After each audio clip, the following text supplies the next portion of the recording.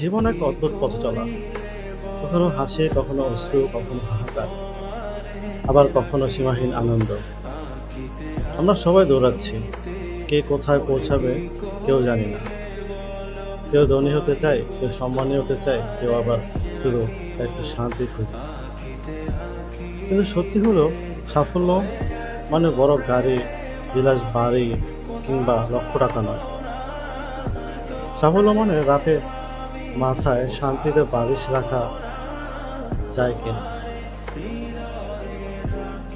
জীবনে প্রতিদিনই শেখায় হার মানতে নেই, থেমে যেতে নেই, ভালোবাসা দিতে হয়, কৃতজ্ঞতা থাকতে হয়, কারণ শেষমেশ একদিন সবই চলে যাবে।